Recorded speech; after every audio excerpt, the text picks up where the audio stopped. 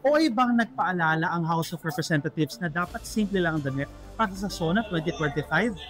Hi, ako si Jairo Bolledo, Rappler Reporter. Panghiram ng ilang minuto at pag-usapan natin ang policy nito ng mabilis.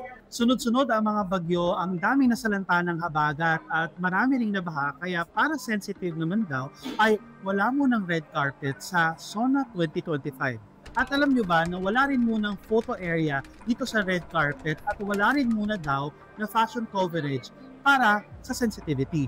Nagpaalala rin ng House na dapat ay formal pa rin ang suot sa SONA 2025 pero hindi naman daw yung tipong ostentatious or agaw eksena. Every year kasi ay nagiging quote-unquote red carpet fanfare daw ang SONA kung saan na pag-uusapan yung mga magagarang kasuotan ng mga lawmakers at mga opisyales. Ang tanong nyo siguro ngayon ay kung nasunod ba ang policy na to.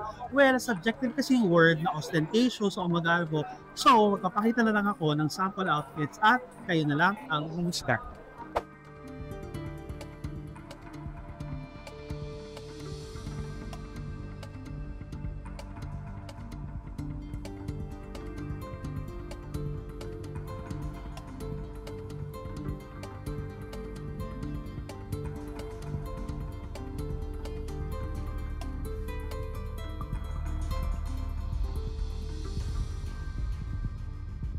At this point, baka may nag-iisip na ang killjoy naman na pati ang suot ay pinupulis.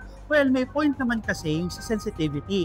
Kasi nga naman, hindi pa naman nakakabangon kasi yung mga kababayang natin ihaha, nasalanta ng habagat at bagyo, tapos yung mga opisyalis natin at mga kapamilya nila ay magpa-flaunt na ng magagarabong kasuotan. And point number 2, hindi naman kasi fashion show ang SONA. Well, traditionally, naging bahagi ng SONA coverage ang fashion coverage. Pero at the end of the day, ang SONA ay isang formal event kung saan kinakausap ng Pangulo ang taong bayan. Ginagawa ito ng Pangulo para mangako or magbigay ng update doon sa kanyang mga pinangako. At syempre, measure din yan kung may nagawa na o may magagawa pa ang Pangulo. At yan naman talaga ang essence ng State of the Nation Address. Kung interested po kayo sa post-SONA discussion, you may download the Rappler Communities app and join the Philippine Politics channel.